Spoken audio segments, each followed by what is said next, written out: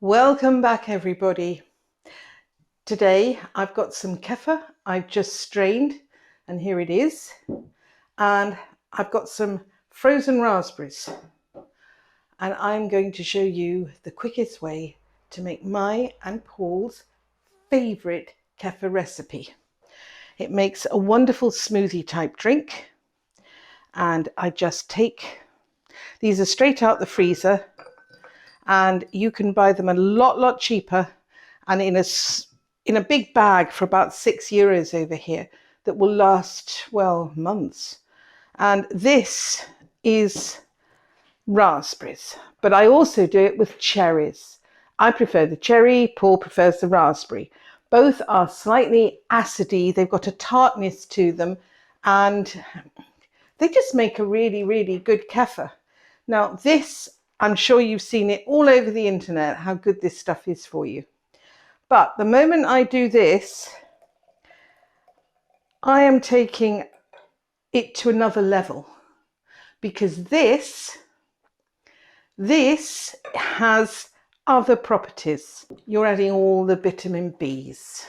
I am putting this over the top, which is a little piece of cotton rag I've torn off. It is clean. That is now going to go into the fridge. It will sit there until this time tomorrow, well, actually a bit earlier tomorrow, and I will just whisk it and have it. I will dilute it because it's a very hot weather at the moment, and I prefer it diluted, so it'll be about 50-50. I'll dilute it with water, and then we will go ahead and have that with our breakfast. And it'll be the most marvellous and very nutritious drink to start the day. And really, as you can see, it wasn't any effort. I've just made one extra jar dirty. That's it. Welcome back.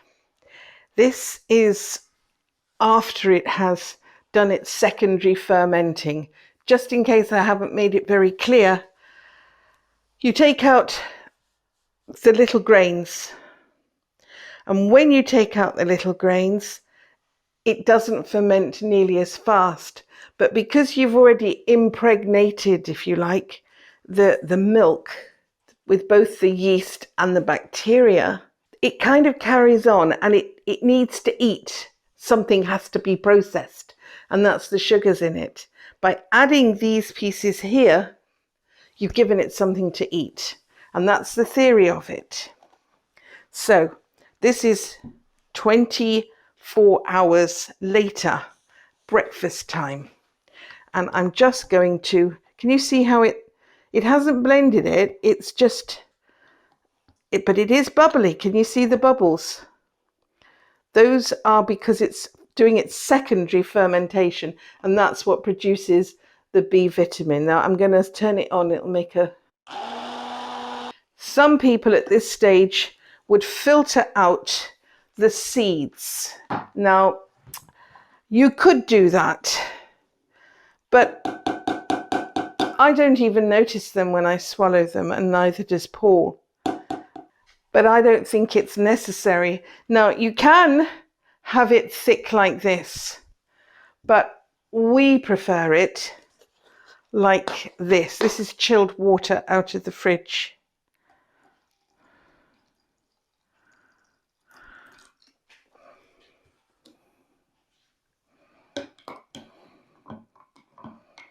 There you are.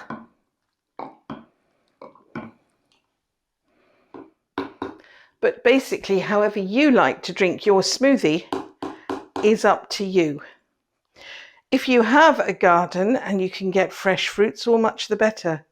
But they are so expensive to buy a little tiny punnet, and they're also been hanging around the shop forever, and goodness knows what they've squirted on them.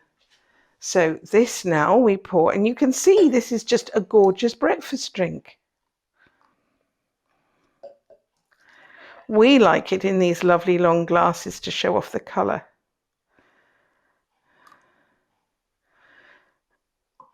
Now, if you don't like this particular fruit, you can make it out of other fruits, but this is our favourite. And we just keep this handy packet of fruit in the deep freeze. And that is an amazingly nutritious breakfast. Cheers, Paul.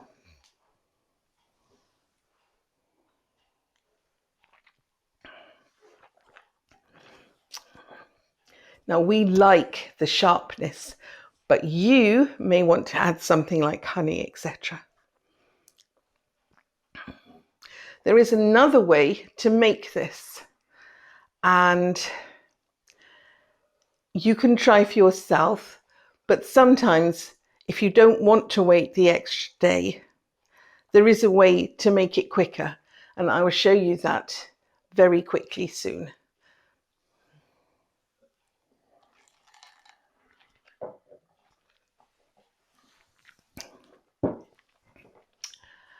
Enjoy that. Welcome back.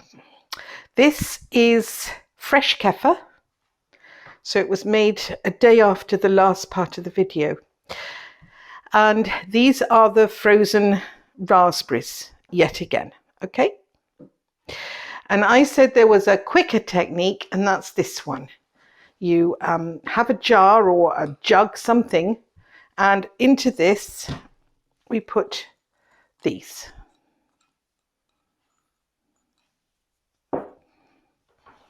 So they're frozen, and this is room temperature, and it will chill it right down because I'm grinding it up before I ferment it. Now, there's two possibilities. If you've made enough, you can try both, and I suggest you do because they taste quite different. This one, I'm just going to show you, pours, it's viscous, and it makes a really good drink. It's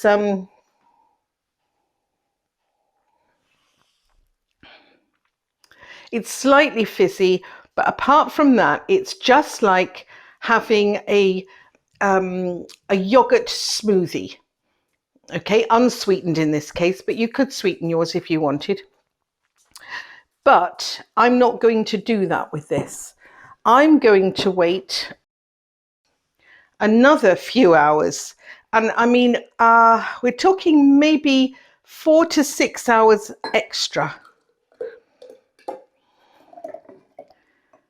I'm going to put the lid on it, just seal it and put it in the fridge. Not very long. We're not talking about another day of fermenting. I'm talking about a very short ferment. And that will give you a very different flavour. It has more of a fizz. It's more, it's almost effervescent, isn't it, Paul? It fizzes in the mouth. It's a really exciting drink. And that will happen in about 4 to 6 hours, something like that. Now, it's not a big deal to wait that long, but if you can't, you can easily have it like this.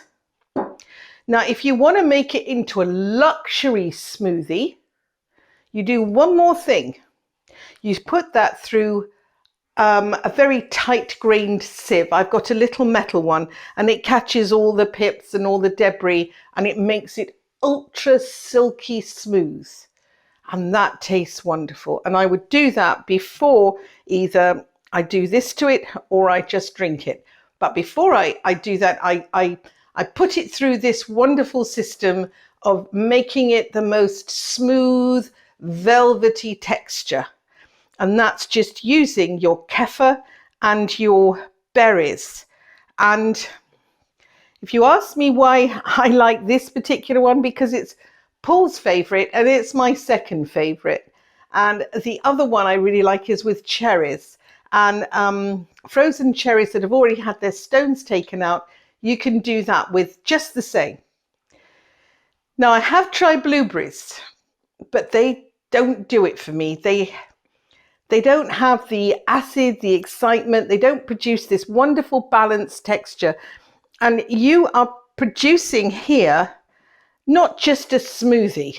It's not just raw ingredients that are producing whatever was in them. This is more than the sum of its parts. So you have enhanced the very food value that you started with. And if you have a little look at the top now, you'll see the processing has started. It's starting to bubble, and this stuff is eating away at the sugars that you have released. So it's having a feast, so you can. And I can't recommend this particular drink highly enough. If you then sweeten it before you give it to children, they will relish it. But I would say to you that some people are not so fond of having a fizzy smoothie. Well, if you don't want the fizz, just use a spoon and twiddle it. Nothing is complicated in life. This is a really super solution. You've made a magic food out of 2 ingredients, and you've seen me do several different versions, and they're all slightly different, and some people will like one, some people another. And if I'm short of time, I will go for this. If I've got a little bit more, then I will sieve it. And this remains our favourite, doesn't it, Paul? This is a really good way to drink kefir. Kefir's fine, it's a medicine and it's great, and it's an acquired taste, and some people do, but nobody wouldn't like this. No one. It's absolutely gorgeous, and you can up the fruit quantity itself. And if you use a sweeter fruit like a mango, well, then you probably don't need to sweeten it as much. I wouldn't sweeten it with sugar. I would stick to something like agave. That works quite well. A liquid honey, something like that. Something that's going to, again, add more value, not detract from it. You've got yourself a superfood with no more effort than just a sieve and a glass thing and a bit of washing up. So do enjoy, really do enjoy.